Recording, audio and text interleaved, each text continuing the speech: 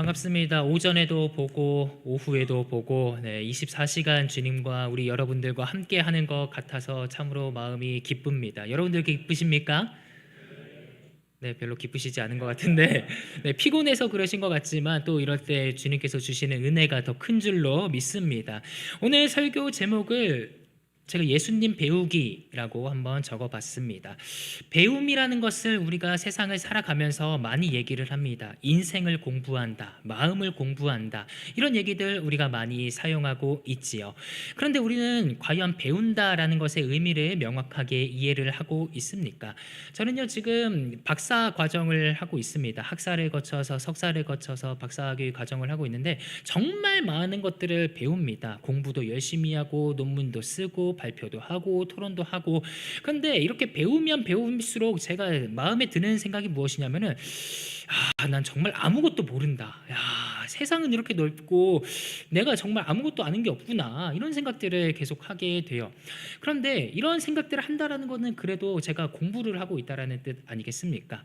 그런데 어떤 사람들은 이렇게도 생각할 수가 있겠습니다. 배우기는 배우는데 시험을 쳐보려고 했더니 한 글자도 못 쓰겠더라라고 하는 분들도 있습니다. 그렇다면 그것은 과연 배우는 것일까요? 우리가 배웠다라는 것일까요? 아니면 한 귀로 듣고 한 귀로 흘렸다라는 얘기일까요? 한번 운전면허 시험을 따는 친구들을 생각을 해봅시다. 운전면허를 따기 위해서는요 실기를 해야 되고 또한 평가도 해야 되고 여러 가지들을 해야겠지요. 그 도로교통법도 우리가 잘 이해를 하고 시험도 다 봐야 됩니다. 그래서 열심히 공부를 해가지고 공부를 해서 이제 평가 다 도로교통법도 다 합격을 했다라고 봅시다. 이제는 실기가 남았다라는 것이죠. 이제 핸들을 잡고 이제 가야 된다라는 것입니다. 그런데 운전면허 시험을 글로만 배운 사람은 실제로 핸들을 잡았을 때 운전을 할 수가 있을까요? 저는요 일종 보통을 이제 20살 때 따게 됐는데요, 처음에 클러치라는 것을 어떻게 받는지 전혀 모르겠더라고요. 분명히 그 책에서는 클러치를 밟고 기어를 움직이면은 이제 간다, 그렇게 되어 있어서 그렇구나라고 했는데 제가 움직여 보니까 시동이 계속 꺼지는 거예요. 옆에서 이제 교관은 계속 혀를 차면서 돌리세요, 내리세요, 막 이런 것만 있지 이게 내가 배운 게 과연 맞는가, 이런 생각들을 많이 해보았습니다. 이렇게 우리는 글로 배우고 이렇게 내가 공부를 한다라고 했더라도 그것을 내 것으로 만들지 못하면은 그것은 온전한 배움이 아니고 우리가 배웠다, 공부했다라고 말할 수가 없을 것 같습니다. 오늘 본문에서 바울이 말하는 배움이라는 것이 바로 이것이라는 것이죠. 바울은 오늘 우리에게 예수님을 배웠다라고 이렇게 얘기를 하고 있습니다. 그렇다면은 그 예수님 배우기가 무엇인지 우리가 함께 살펴보기를 원합니다. 오늘 책은 에베소서입니다. 에베소서는요 바울이 2차 선교 여행을 마치고 3차 선교 여행을 시작하면서 그곳에서 3년간 있었을 때 개척한 교회, 에베소 교회에다가 보낸 편지라는 것이죠. 제가 특별 새벽 기도회 가운데에서 굉장히 은혜를 많이 받았던 것이 바로 이 말씀을 준비하면서 또한 공급을 받았던 은혜였습니다. 귀 있는 자들은 성령이 교회들에게 하시는 말씀을 들을지어다 하는 것과 이 에베소서의 말씀 제가 준비를 하면서 엄청나게 많은 은혜를 받았습니다. 바로 바울이 선교한 지역이 그 에서버두 사빌라라고 하는 7교회 그곳이었다라는 것이죠. 3차 여행을 시작하면서 사도행전은 바울이 높은 곳에서 북쪽에서부터 이렇게 내려갔다라고 이야기하는데 그건 방향상 북쪽이 아니라 튀르키예 산지의 높은 곳에서 해안 지방으로 내려갔다라고 하는 것입니다. 그러니까 바울이 3차 여행을 하면서 지나갔던 그 도시들이 바로 7교회, 요한계시록에 나와 있는 7교회라는 것이죠. 여러분들 7교회 이름 다 아시죠? 에서버두 사빌라. 쉽게 외우는 방법이 있는데 저희 그 중고등부 친구들한테 제가 이렇게 얘기를 합니다. 요즘 우리가 가장 신경 쓰는 게 뭐냐? 집값이다. 그러면 우리는 그걸 어떻게 해야 되냐? 애써 벌어서 사 빌라, 애써 버두 사빌라, 이렇게 얘기를 제가 합니다. 7교회 이렇게 외우시면 참 편해요. 아무튼 그러한 교회에 바울이 선교를 하고 3년간 함께 있으면서 그들에게 하나님의 나라를 가르치고, 그리고 그곳에서 열심히 두란노 공방에서 일도 하고 손수건 가지고 고치기도 하고 여러 가지 일들을 했던 곳이 바로 에베소 교회라고 하는 것입니다. 눈물로 양육을 하고 3년 후에 이제 바울이 떠나기 시작했다라고 하는 것이죠. 그리고 약 5년 정도가 흘렀습니다. 바울이 이제 로마 감옥에서 편지를 쓰고 있는데 그 바울이 떠나간 5년간 이 에베소 교회에는 여러 가지 문제들이 발생을 했습니다. 크게 두 가지 문제였어요. 첫 번째가 무엇이냐면은 이 사람들의 구원에 관한 문제였습니다. 구원. 이 사람들 이방인 그리스도인입니다. 에베소 지역에서 살던 사람들이죠. 그런데 에베소 교회의 외부에 있었던 사람들이 이 사람이 구원 받았는지에 대한 확신을 흔들기 시작했다라는 것입니다. 어떻게 얘기했냐면 구원은 외초부터 이스라엘에게만 해당이 된 것이다. 구원은 하나님의 택하신 민족인 이스라엘, 유대인에게서가 먼저고 순서상 이방인은 그 다음이다. 질서상 유대인이 먼저다라고 이야기하면서 마치 구원받은 것의 순서가 있는 듯하게 이렇게 얘기를 하기 시작했고, 에베소 교인의 성도들은 그 말을 듣고 이것을 혼란에 빠지기 시작했다라고 하는 것입니다. 두 번째 문제가 무엇이냐면은 그러한 정체성이 흔들리자 이제 이 사람들의 삶의 모습까지도 흔들리게 되었다라고 하는 거예요. 다시 옛날의 삶으로 돌아가기 시작했다라는 것입니다. 그리스도를 알기 전 에베소 교회, 에베소 지역에서 살면서 아르테미스 신전에서 숭배하고 우상을 숭배하고 로마식 관습과 로마식 그런 예절들을 지켰던 그 방식대로 살아가고자 했다라는 것입니다. 그렇게 그리스도교의 외투만 입고 있지 세상 사람과 다를 바가 없이 살아가고 있던 상황이었다라는 겁니다. 그 상황에서 바울이 로마 감옥에서 이 사람들에게 권면과 해결책을 주고 있는 거예요. 우리는 여기서 바울이 어떻게 편지를 시작하는지를 살펴보는 것이 중요합니다. 바울에게 문제들이 알려지기 시작합니다. 바울은 아마도 화가 많이 나서 이렇게 썼을 수도 있어요. 야, 그거 하지 마라, 그렇게 하지 마라, 야, 그렇게 술 취해서 돌아다니면 되냐, 음행을 그렇게 하면 되냐, 이렇게 얘기를 하고 잔소리를 했을 수도 있을 것 같아요.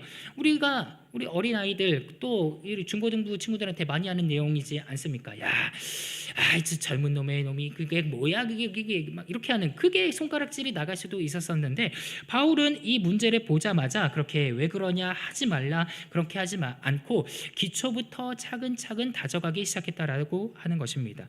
1장부터 3장, 에베소서 1장부터 3장부터 거기서 바울은 구원론에 대한 문제를 다루고 있습니다. 이 사람들이 흔들렸던 것, 우리가 두 번째가 아닌가? 우리의 구원이 과연 맞는 것인가? 라고 하는 그런 사람들에게 분명하게 얘기해주고 있는 것이죠. 너희의 구원은 창세 전부터 하나님께서 예정해 주셨다. 너희들은 하나님께서 구원하시기로 예정된 백성들이기 때문에 절대로 구원의 문제에서 흔들릴 수가 없다라고 이야기를 분명하게 해주는 거예요. 너희들은 하나님의 백성이다.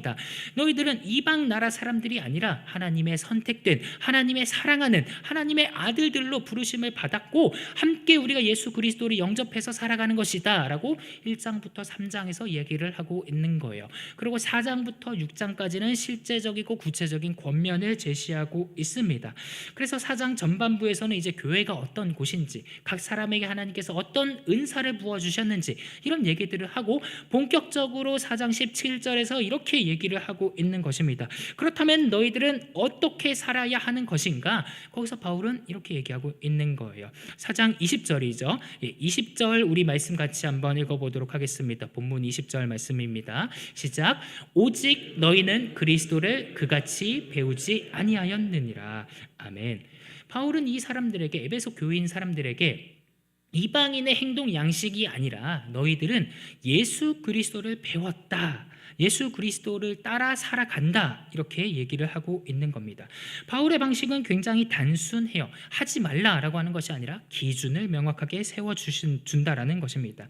이것은 바울의 독창적인 것은 아니고 바로 예수님의 가르치신 방식이었다라고 하는 거예요. 마태복음 11장 29절에서 예수님은 우리에게 이렇게 말씀해 주셨습니다. 나는 마음이 온유하고 겸손하니 나의 멍에를 메고 내게 배우라. 그리하면 너희 마음에 쉼을 얻으리니.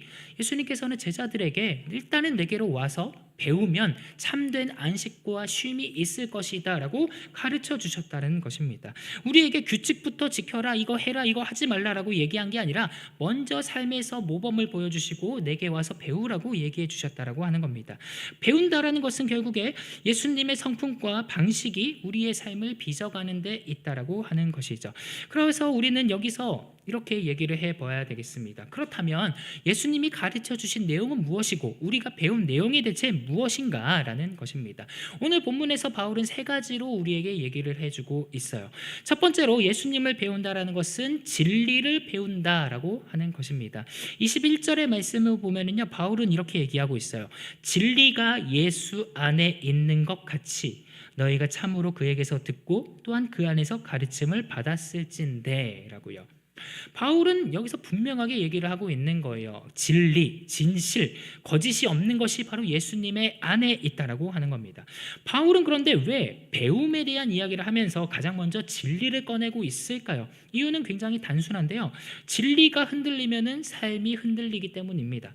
반대로 진리가 서게 되면은 삶은 다시 세워진다라고 하는 것이죠.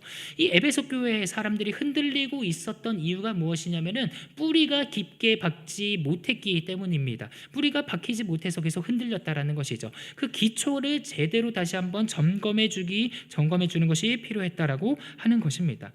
그래서 바울은 먼저 진리가 무엇인지에 대해서 이야기해 주고 있어요. 인생의 기준을 다시 한번 세우라는 겁니다. 인생의 평가, 사람의 평가, 유대인의 어떤 잣대 이런 것들이 아니라 기준은 바로 예수 그리스도 안에 있다. 예수님이 진리다라고 이야기하는 겁니다. 이렇게 기준이 분명해지면 마음이 흔들리지 않는다라는 것을 이야기해주고 있는 것이죠. 예수님이 말씀하신 바와 동일합니다. 요한복음 8장 32절에서 예수님은 이렇게 얘기하셨습니다. 진리를 알지니 진리가 너희를 자유롭게 하리라. 이러한 진리라는 것이 무엇인가? 에베소라는 이 도시를 한번 생각해 보아야 합니다. 에베소는요 굉장히 화려했던 도시였어요. 그 당시에 인구수도 20만 명 가까이 됐었다고 얘기합니다. 도시 한복판에 아르테미스 여신의 신상이 있었습니다. 그리고 사람들은 태어날 때부터 교육을 받기를 아르테미스 신전에 가서 제사를 드리고 헌물을 바치면 그 여신 아르테미스가 악령으로부터 해결해주고 질병으로부터 벗어나게 해주고 불행으로부터 지켜준다라고 교육을 받았습니다. 그래서 이들은 삶에서 흔들리고 힘들고 이럴 때마다 아르테미스 신전에 찾아가서 예배드리고 봉헌하고 그렇게 거기에 기대려고 했던 사람들이 에베소 지역의 사람들이었다라는 거예요. 그래서 그 사실을 아는 에베소 지역에 있었던 아르테미스 신전의 관리자들은 그것을 활용하기 시작했어요. 사람들을 가스라이팅하기 시작합니다. 너희들이 불안하고 너희들이 힘들 때는 우리를 찾아와라. 우리가 해결책을 주겠다라고 얘기하면서 말이죠. 이것을 해야 안전하다. 이것을 하면 괜찮다. 이것을 놓치면 큰일 난다. 이런 식으로 거의 사주팔자를 보는 듯한 그런 느낌을 지어줬다라는 것입니다. 이런 도시에서 바울이 선포한 것은 무엇이냐면은 하나님 나라의 복음, 자유함에 대한 것이었습니다. 사도행전은 에베소에서 이러한 말씀이 전파가 될 때 사람들이 이전에 있던 방식과 전혀 다른 모습이 나타났다고 얘기합니다. 사람들은 아르테미스 신전에 가면 모든 것들이 다 해결된다고 믿었습니다. 그런데 바울이 복음을 전하자 악귀가 떠나가고 바울이 복음을 전하자 병이 고쳐지고 바울이 복음을 전하자 그곳에 있는 모든 것들이 새롭게 되는 역사가 일어나기 시작했다라는 거예요.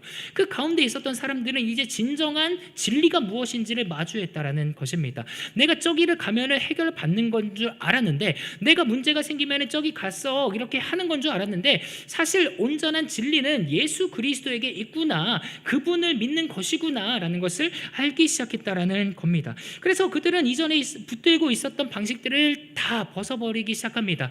많은 사람들이 당시에 도서관에 있었던 온갖 주술, 온갖 약초 짓는 방법들, 그러한 것들, 미신적인 것들이 담겨있던 그 도서관에서 책들을 다 끄집어내서 불태우기 시작합니다. 오직 예수 그리스도만을 믿겠다라고 선언하기 시작합니다. 이제는 그 사람들이 무엇을 믿고 무엇을 기대해야 하는지에 대한 기준이 완전히 바뀌어버렸다라고 하는 거예요. 바울이 활동한 3년 내내 이렇게 에베소 교회의 사람들이 바뀌고 변화되었다라고 하는 것입니다. 여기서 바로 바울이 선포한 예수님의 말씀, 진리가 자유롭게 한다라는 것이 무엇인지가 드러나기 시작합니다. 성경이 말하는 자유는 방종이 아닙니다. 우리가 하고 싶은 대로 하는 그러한 자유가 아닙니다.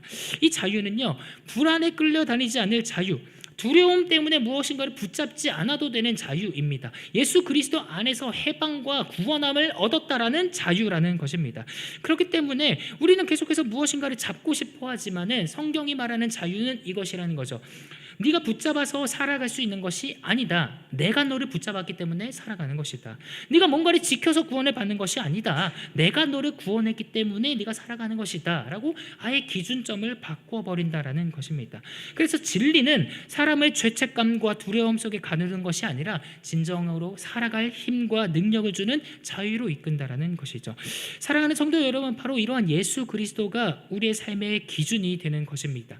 예수님은 우리의 빛이시고 진리이시고 생명이시고 참된 목자이십니다. 그분 안에서 참된 자유를 누리시는 저와 여러분 되기를 간절히 소망합니다. 둘째로 예수님을 배운다라는 것은 바울은 이렇게 얘기합니다. 욕심을 버리는 것이라고요. 22절에 바울은 이렇게 얘기합니다. 너희는 유혹의 욕심을 따라 썩어져가는 구습을 따르는 옛사람을 벗어버리고 라고요.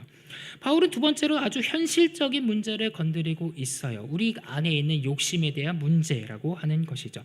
그리고 에베소 교인들이 옛날에 따랐던 그러한 방식들을 이야기하고 있는 것입니다. 그리고 예수님을 따르는 사람들, 예수님을 배운 사람들은 이러한 삶의 모든 것들을 다 벗어버려야 한다라고 이야기를 하고 있어요. 왜냐? 바울이 표현하는 것은 썩어져가는 구습이라고 얘기하고 있기 때문입니다. 욕심은 욕심을 낳고 욕심이 장성한 즉 사망을 낳고 결국에는 썩어져 가게 된다라고 하는 것이죠. 정작 내가 욕심을 가지면은 내가 사고 싶은 거 사고 먹고 싶은 거 먹고 내가 정말 잘 살고 잘 가고 하는 것처럼 보이는데 결국에 남는 것이 없고 다 썩어 문드러진다라고 하는 것입니다. 이 욕심에 이끌리는 마음, 돈 많은 사람을 보고 부끄러워하고 비싼 차를 보면서 욕심이 생기고 이런 모든 것들이 우리가 끊어내야 되는 마음이라는 것이죠. 왜 그렇습니까? 바로 예수님께서 우리에게 그렇게 가르쳐 주셨기 때문입니다. 예수님께서는요, 무엇보다도 우리가 이러한 욕심에 썩어져야 하지 않아야 된다라고 이야기하면서 진정으로 우리가 무엇을 위해 썩어져야 하는지에 대해서 알려주셨습니다. 그것이 무엇입니까? 이것입니다. 요한복음 12장 24절 진실로 진실로 내가 너희에게 이르노니 너희가 한 알의 밀이 땅에 떨어져 죽지 아니하면 한 알 그대로 있고 죽으면 많은 열매를 맺느니라 라고 하시니 예수님의 말씀, 이것이 욕심에 의해서 썩어져가는 인생이 아니라 복음에 의해서 땅에 뿌리를 박혀서 많은 열매를 맺는 인생으로 변화해야 된다라는 것입니다. 예수님이 가르쳐 주신 방식은 붙드는 것이 아니라 내 걸로 만드는 것이 아니라 다 내려보내고 흘려보내는 방식이라는 것입니다. 욕심은 쥐어야 한다라고 얘기하지만 예수님께서는 내려놓으라고 얘기하십니다. 이것이 바로 예수님께서 가르쳐 주신 내용이고 우리가 미랄 정신이라고 부르는 것입니다. 저는 여기서 굉장히 큰 은혜와 감동을 느낍니다. 에베소 교회의 사람들은요, 예수님을 본 적이 없었어요. 바울이 전하는 예수님에 대한 이야기와 바울에게서 나타나는 예수님의 손길을 보고 예수님을 믿었다라는 것입니다. 제가 학교를 다니면서 미라정신을 배웠던 것과 굉장히 비슷한 것 같아요. 저는요, 강태국 박사님을 제 눈으로 본 적이 없었습니다. 여기서는 우리 개척자 목사님이시죠. 강태국 목사님이 어떤 분이신지 저는 잘 몰라요. 그런데 학교를 다니면서 제가 계속해서 읽었던 것은 무엇이냐? 나의 증언이었습니다. 그곳에서 이 강태국 목사님의 생애와 사상을 다 배웠습니다. 그분이 한반도 복음화를 위해서 어떠한 일들을 하셨는지, 그리고 교파가 나뉘고 있을 때 복음의 진리로 어떻게 무장을 하셨는지, 저는 그것들을 학교에서 배우고 제가 나의 증언으로 탐독을 하고 그렇게 살아갔다라는 것이죠. 물론 처음에는 학교에 들어가서 굉장히 온갖 불평과 불만이 굉장히 많았습니다. 이런 걸 왜 해야 되냐? 그리고 미라빌리온에 가서 노동력을 착취당하는 거 아니냐? 채플은 왜 일주일 내내 다 드려야 되느냐? 전혀 이해하지 못했어요. 그런데 이 미랄정신이라는 것이 신압으로 제 삶 속에서 계속해서 들어가고 결국에는 어떻게 됐냐면은 이 미랄정신의 본격적인 뜻을 제가 깨닫게 되기 시작했다라는 것입니다. 그리스도의 정신, 나를 버리고 내가 희생을 하고 남들을 세워주는 것에 분명한 주님의 뜻이 있구나, 그렇게 살아가기 시작했다라는 것이죠. 저는 강태공 목사님을 모릅니다. 그러나 강태공 목사님의 가르쳐 주신 것이 바로 이 성경의 말씀의 핵심이라고 저는 생각하고 그것에 따라 실천한다라는 것이죠. 에베소 교회 사람들 역시도 마찬가지였습니다. 예수님을 눈으로 본 적이 없습니다. 예수님을 만나지도 못했습니다. 예수님을 만져보지도 못했습니다. 그러나 바울이 가르쳐준 그 내용을 바탕으로 예수님의 정신을 따라서 살아가는 사람들이 에베소 교회 사람들이었다라고 하는 것입니다. 그래서 그들은 다 욕심을 내려놓기 시작했습니다. 다 흘려보내기 시작했습니다. 그것을 우리에게 잘 알려주는 내용이 무엇이냐? 사도행전 19장에 보면은요, 한 가지의 사건이 등장을 합니다. 에베소에서 일어난 사건인데 데메드리오라는 은장색이 등장을 합니다. 그는 아르테미스 신상을 만들어서 사람들에게 파는 일을 하기 시작했어요. 그런데 사건이 터집니다. 어떤 사건이냐? 이 우상이 안 팔리기 시작하는 거예요. 이 우상을 팔아야 내가 이익을 얻고 이 우상을 팔아야 내가 먹고 살 수가 있는데 에베소에 있는 사람들이 우상을 그 아르테미스 신상을 사지 않는 것입니다. 왜냐? 그 많은 사람들이 예수 그리스도께로 돌아왔기 때문이에요. 우상을 다 버렸기 때문이에요. 그래서 사도행전 19장에서 이 데메드리오가 뭐라고 얘기하냐면요, 우리의 풍족한 생활이 이 생업에 있는데 라고 표현을 하면서 이 바울과 그 교회 사람들을 음해하기 시작합니다. 전문적인 선동꾼들을 데리고 와가지고 이 사람들이 우리의 여신 아르테미스를 능욕하고 이 우리의 도시에서 살아가지 못하게 이렇게 선동을 합니다라고 이야기를 하기 시작합니다. 그래서 한동안 엄청난 큰 소요 사태가 벌어지고 바울이 이제 거기서 사역을 내려놓게 되는 이야기가 사도행전 19장에 담겨져 있다라는 것이죠. 이것이 얘기해 주는 것이 무엇이냐? 실제로 예수님의 말씀을 들은 이 사람들이 자신의 옛날 모습과 생활들을 다 끊어냈다라는 것입니다. 3년이라는 그 짧은 시간에도 불구하고 이 예수님의 말씀을 듣고 실천을 하기 시작했다라고 하는 것입니다. 그것이 바로 바울이 이야기해주는 너희들의 썩어져가는 구습을 벗어 던지라, 그리고 오직 그리스도의 미랄로 썩어지라라는 내용이라는 것입니다. 그래서 우리는 욕심을 버린다라는 것은 욕심을 조절하는 것이 아니라는 것을 깨달아야 합니다. 어떤 부분에서는 분명히 죽어야 돼요. 내 자아가 죽든 내 욕심, 나의 이 생업, 나의 돈 문제, 나의 어떤 문제들이 분명하게 죽어야, 손해를 감수해야 그 가운데에서 예수님의 말씀이 살아 움직이고 꼽힐 수가 있다는 것입니다. 마지막으로 예수님을 배운다라는 것을 바울이 무엇이라고 얘기합니까? 성령으로 거듭나는 것이라고 얘기를 하고 있습니다. 23절과 24절에 보면은요, 오직 너희의 심령이 새롭게 되어 하나님을 따라 의와 진리의 거룩함으로 지으심을 받은 새 사람을 입으라, 이렇게 얘기를 하고 있습니다. 바울이 말하는 변화는요, 단순한 결심이 아니라, 단순히 생활 습관 몇 개를 막 고치는 정도가 아니라 다시 태어나는 것을 이야기하고 있는 것입니다. 가장 본질적인 것, 심령부터 새로워져야 된다라고 이야기합니다. 우리는 이런 얘기들 많이 하지 않습니까? 사람은 고쳐 쓰는 거 아니다, 이런 얘기들. 왜냐하면 저 사람이 안 바뀌는 걸 알고 있기 때문이죠. 그러나 하나님께서 개입하시면, 성령님이 함께 하시면 바뀐다라는 것도 우리는 또한 알고 있습니다. 왜 그렇습니까? 하나님이 창조주 우리의 아버지이시기 때문입니다. 세상 만물을 다스리시고 조성하시고 운행하시는 하나님께서 사람의 마음 하나 못 바꾸시겠습니까? 성령님께서 개입하시면 모든 것들이 바뀔 수가 있다라고 하는 것이죠. 그래서 바울은 의와 진리의 거룩함으로 지으심을 받은 새 사람을 입으라, 이렇게 우리에게 주문을 하고 있습니다. 이 거룩함이라는 것은 종교적인 티를 내라는 얘기가 아닙니다. 거룩함이라는 것은 끊어내고 구별하라는 얘기인 것이죠. 옛날에는 나의 주인이 두려움과 욕심, 그런 삶이었는데 이제는 그것과 단절을 하고 하나님 중심의 삶으로 살아가라라고 하는 것입니다. 그냥 옷 하나 새로 걸쳐 입는 것이 아니라 아예 정체성 자체를 새롭게 태어나야 된다라고 하는 것입니다. 왜냐? 예수님께서 제자들에게 그렇게 가르쳐 주셨기 때문입니다. 요한복음 20장 22절에 보면은요, 예수님께서는 이렇게 말씀하셨어요. 이 말씀하시고 그들에게 숨을 내쉬며 이르시되 성령을 받으라라고요. 부활하신 예수님께서 자신이 살아있다라고 보여주시면서 제자들을 향해서 성령을 받으라고 얘기하신 장면입니다. 이 성령을 받은 사람들이 이전과 다른 모습, 부활의 모습과 같이 태어나고 다시 살아갈 수 있다는 것입니다. 예수님께서는 너희가 노력하면 된다고 말씀하신 것이 아니라 성령에 의지하여서 성령 충만함으로 세상을 살아가라고 얘기하신 것입니다. 그래서 바울은 에베소서에서 우리에게 가장 유명한 그 말씀을 남겨주신 것이 아니겠습니까? 술 취하지 말라, 이는 방탕한 것이니 오직 성령의 충만함을 받으라. 이것이 바로 성령의 충만함을 입은 사람들이 옛적의 것들을 다 배설물로 여길 수 있다라는 말씀입니다. 에베소 교회의 사역을 다시 한번 살펴봅시다. 바울이 에베소 교회에서 한 것은 예수님을 전한 것뿐이었습니다. 대신에 예수님을 전할 때 어떻게 전했습니까? 가가호호 다니면서 문을 두드리면서 그들에게 예수님을 믿으라고, 하나님의 나라가 이것이라고 가르쳤다라는 것입니다. 그들에게 직접적으로 삶의 모습으로 예수님을 전파하기 시작하자 많은 사람들이 예수님 앞으로 돌아오기 시작했다라는 것이죠. 말씀이 전해지자 변화가 일어났습니다. 그 우상이 가득했던 에베소 도시에 아르테미스를 숭배했던 그 사람들에게 말씀이 들어가자 그 사람들이 이런 모든 것들을 다 끊어내기 시작했다라는 것입니다. 그 사람들을 공개적으로 회개하기 시작했고 예전과 다른 삶을 시작하기 시작했습니다. 그리고 결국에 데메드리오의 사건처럼 이 산업의 구조가 완전히 바뀌는 일들이 벌어졌다라고 하는 것입니다. 바울이 강력하게 설득해서 가능했었던 일일까요? 전혀 아닙니다. 하나님께서 함께 하시고 성령님께서 작용하셨더니 이러한 모든 것들이 그 우상 가득한 도시에서 일어나게 되었다라고 하는 것입니다. 바울의 모습은 이 에베소 장로들에게 굉장히 큰 귀감이 되었습니다.